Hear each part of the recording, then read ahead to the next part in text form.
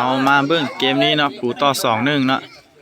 เสิร์ฟยอดเข้าไปเปิดแปรเนาะ3-2 ล้าน1เนาะเกมนี้เตะดีไหลเนาะ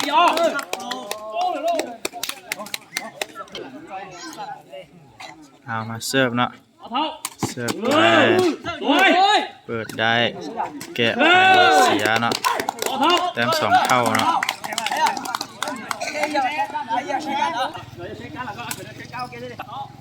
เอาเสิร์ฟเนาะเกมนี้ต่อ2-1แต่ว่าทาง2นี่ต่อคนนั้น2 แต้มเนาะยอดไปเปิดเสีย3-2เนาะแก้ตัวได้ดีหลายลูกนี้บางผู้เสิร์ฟมาเปิดได้ซูมมาแบบนี้เตะเรียบร้อยแต้ม3-2เสิร์ฟเข้าไปง่ายแบบนี้สูงได้ตีหัวเข้าไปเสีย4-3นะเสิร์ฟมาเปิดเสียสูงเสียง่ายแบบนี้เตะซัมแบ็กไปเรียบร้อยเนาะ4-2เนาะ5-3เนาะเป็น4-2 5-3แต้มเลยเอาเสิร์ฟมาดีเสิร์ฟดีนะลูกนี้6-3เนาะแต้มเนาะ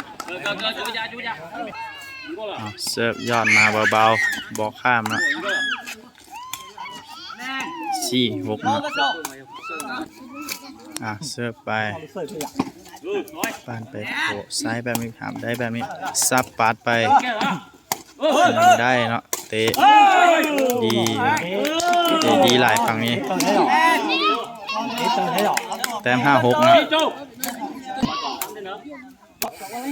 เสิร์ฟเข้าไปยอดหักได้สูงแบบนี้เตะสนับบอกข้ามเนาะต้นเดียวแล้ว6 เท่าเนาะแต้มเสิร์ฟออกเอง7-6เนาะเสิร์ฟโยนหลังไปเปิดสูงได้ไม่เสียเตะไปหักได้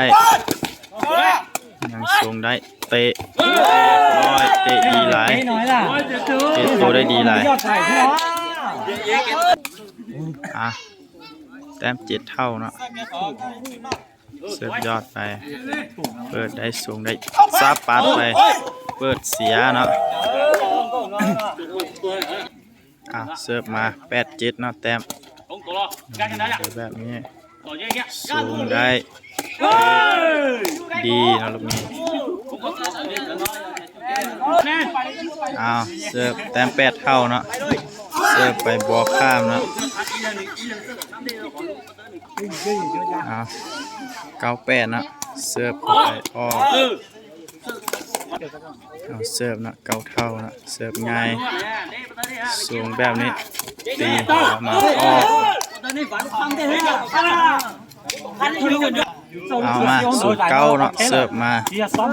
ออกเนาะ0 เท่าเนาะผู้เสิร์ฟเข้ายอดมายังเปิดเสียนะตรงนี้1-0นะผู้เสิร์ฟยอดเข้าไปอีกเปิดหัวได้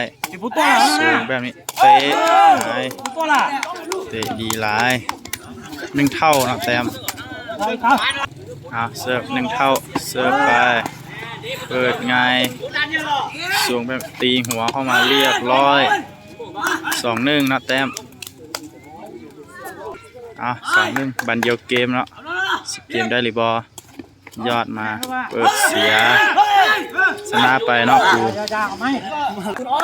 เกมที่2เนาะเสิร์ฟไปง่ายเปิดได้สูงแบบซับปัดไปเรียบร้อยปูเสิร์ฟเนาะยอดไปบอกข้ามเนาะแต้ม1-3เนาะเสิร์ฟไปลงทางเนาะเสิร์ฟ2-3เนาะลูกเมื่อกี้เสิร์ฟดีเลยเปิดไงสูงแบบนี้ซับปัดบอกข้ามอีกแล้ว8-3 เท่าเนาะ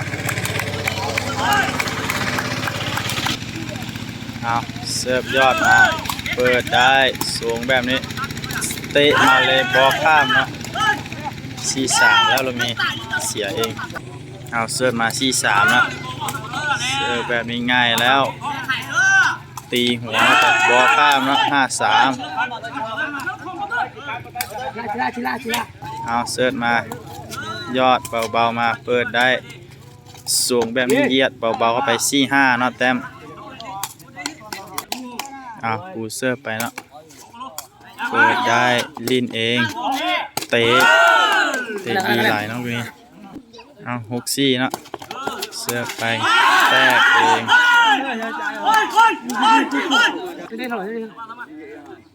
เอาไป7-5เนาะแต้มตีหัวยอดไปเปิดได้สูงแวะเสียเองแกะข้ามยังหับเสียอีกจับเองเตะออกนัดลงแล้วคะแนนนะเมื่อกี้4-7แล้วกันลูกนี้ละ5-7เนาะเสิร์ฟนะครูนะ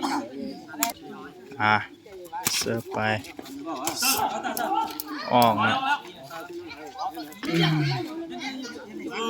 เสิร์ฟเนาะ8-5เสิร์ฟไปออกเนาะ6-8เนาะเสิร์ฟยอดไปหัวข้ามเนาะ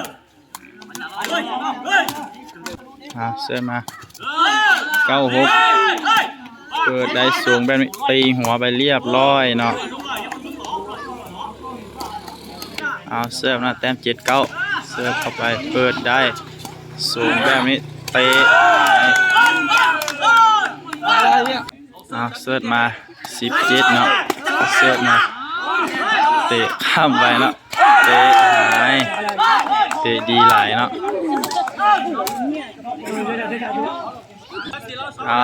1-7เสิร์ฟไปออกเจ้าอย่างครับเนาะตีหัวไปเรียบบอลกินหับได้เตะหายเตะดีหลายขาดลอยเลยเนาะเกมนี้แต้ม12-7เนาะเสิร์ฟมาเสียเกมที่2ปูเสียเนาะ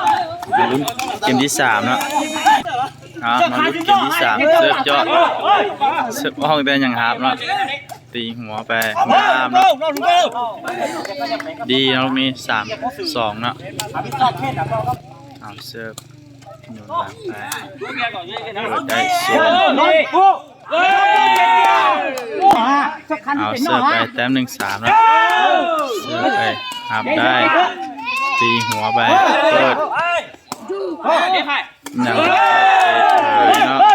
เตะดีหลาย2-3เนาะ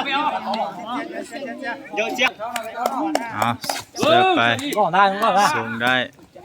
แบบนี้ตีหัวเข้าไปเรียบร้อยเสิร์ฟมา4-2แล้ว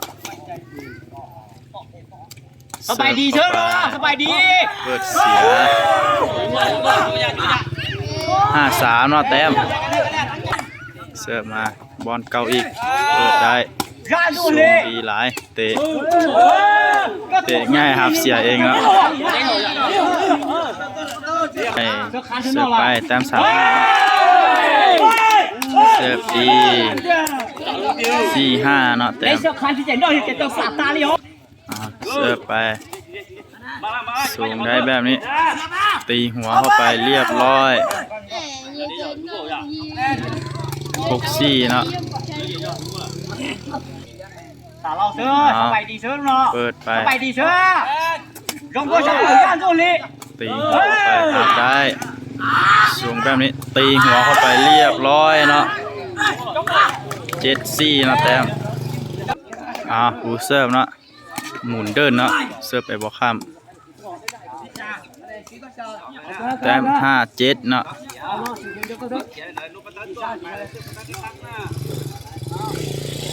เสิร์ฟเข้าไปง่ายๆสูงง่ายๆไปตีหัวยอดไปอัพได้สูงแบบนี้เตะออกเนาะ 5-6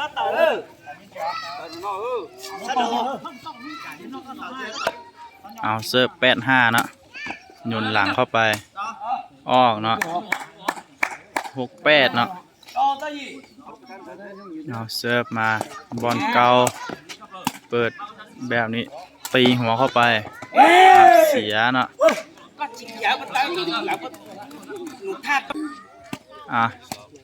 เก็บเสิร์ฟนะเสิร์ฟเนาะ96เนาะเสิร์ฟไปเปิดได้ส่งเองเตะเองแต้ม7-9นะลูกกี้เตะดีเสิร์ฟไปง่ายหลายสูงไปแบบนี้ตีหัวเข้าไปยังเก็บได้สูงแบบนี้ตีหัวยอดไปยังหาได้ออกเนาะ17เนาะเสิร์ฟไปยอดไปเรียบร้อยเนาะเสิร์ฟดีหลายลูกยอด1-7เ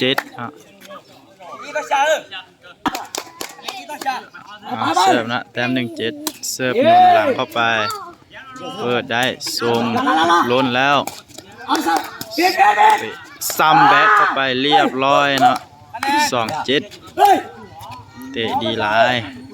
ตัวเดียวบอลเก่ายอดเข้าไปส่งเปิดได้ส่งแบบนี้เตะดีหลายเนาะเสิร์ฟไปหาได้ง่ายๆส่งแบบนี้